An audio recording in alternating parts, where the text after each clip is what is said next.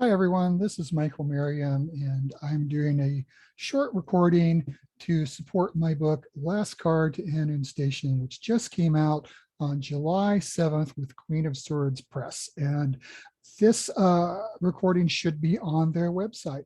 So I'm just going to do a little short excerpt. The two main characters, Mae and Jill, are leaving a cafe where they have had cheesecake and coffee. May has had some weird things happen to her, and weird things are now about to happen to them both. So here we go. I have a bus to catch at Uptown Station, so it's on my way. Besides, you still haven't answered my question. Jill held the door open for May. The cold air grabbed both women with its brutal embrace. Shit, Jill shrieked as the stiff October winds rushed up to greet them.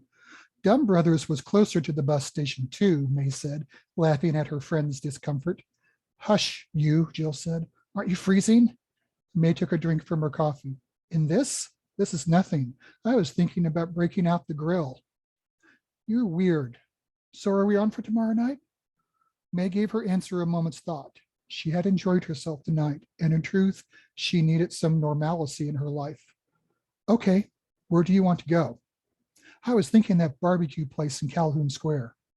May gave Jill a faux horrified look. Barbecue? This early in the relationship? We've been out together bunches of times. I'm going to hold you to mid-relationship dating rules. Besides, wasn't it you who was just talking about grilling? The wind rose up and buffeted them, bending the lightweight maple trees along the avenue dangerously and knocking the lighter May into Jill. As May steadied herself on Jill's arm, she heard the faint strains of Roy Orbison's voice singing, I Drove All Night, from a passing car. She followed the vehicle with her eyes and found herself looking at four figures trailing her and Jill, about a half a block behind them. May shivered as she watched them.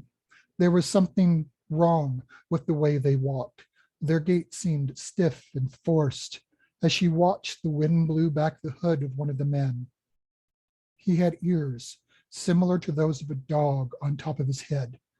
The creature quickly grabbed its hood and pulled it back over its head, but not before May saw a long white snout.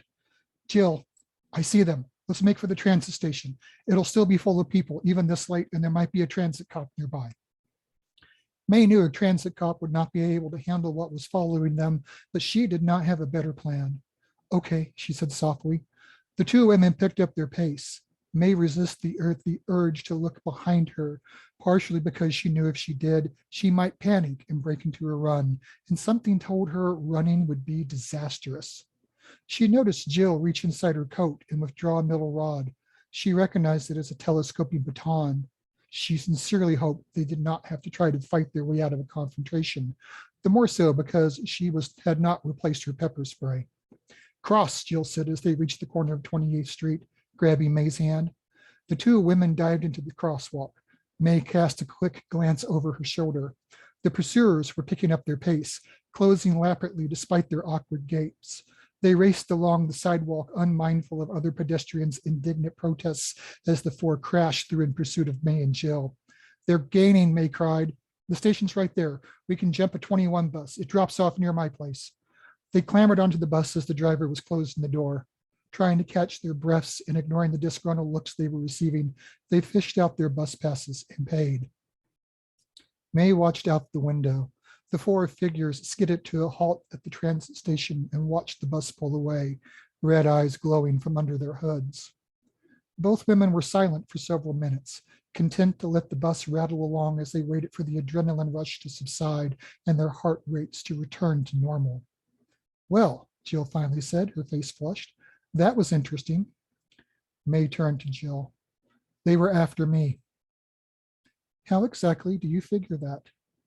You remember that weirdness I was telling you about? They're part of it.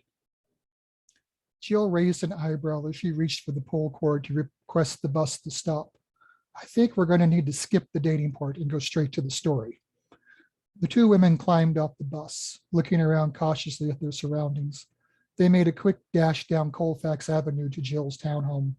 Jill unlocked the door and both women slipped inside. Jill locked the door behind them, threw the deadbolt, and slipped the security chain into place. May gave her surroundings a quick look. Jill's home was an ordinary two-level townhome. A modestly sized living room, complete with fireplace, greeted her on entry. A smaller dining area was set off to one side, and May could see the barest glimpse of a kitchen shielded by the long wall across from the fireplace. The staircase in front of the door led up to the bedrooms. Jill's taste in decorations and furniture ran toward comfortable, with oak wood dominating the furnishings. The cushions on the two red chairs and the couch were contrasting red. The entertainment center was modest, and the artwork on the walls impressionist, mostly tasteful renditions of the female form. Look, Jill, maybe you should give me a ride home. I'm not sure how much you really want to know or how much you believe about what's going on. Maybe I should just leave. Or maybe, Jill said, taking off her coat and favoring May with a slight smile, you can have a seat. I'll make something hot to drink, and you can fill me in on why a pack of two-legged Tyndalos hounds were chasing us. May blinked in surprise. Actually, I think they were two-legged Cwnanwn. Jill cocked her head. Cwnanwn? It's Welsh. I don't know much about Welsh mythology. I'm more of a Lovecraft girl myself. May stood in the doorway and gave Jill a curious look. You're taking all this rather well. Jill snorted. For your information, I think I might have peed on myself back there, and I've spilled caramel mocha all over my shoes. May chewed on her lower lip for a moment, then sighed. I shouldn't get you involved. I think it might be too late for that. Besides, I don't think either one of us wants to go back out there tonight. May hugged herself. Jill was right. May was scared of what might be waiting in the cold Minnesota night. She was afraid to spend tonight alone in her little walk-up apartment. Coming to a decision, May took off her coat and kicked off her shoes. Okay then, if it's all right, I'll crash on your couch tonight. Jill smiled. I'm glad that's settled. I'll make us some tea and you can tell me all about it. 5 minutes later, the two women were settled next to each other on the couch, steaming cups in front of them on the low coffee table. May decided to start at the beginning. She put her cup down and reached into her messenger bag. Withdrawing the illicitly copied file of Cassandra Arneson, she opened it up on the table and turned to Jill. I saw a living dead girl tonight.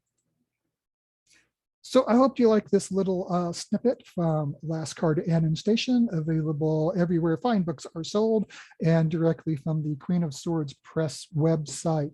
Again, I'm Michael Merriam, I'm the author, and we have all sorts of events and stuff coming up this year with Queen of Swords. So just look for us around the Twin Cities at TC Book Fest, Dreamhaven readings, and that sort of thing. And I hope to see you, and I hope you enjoy the book. Thank you.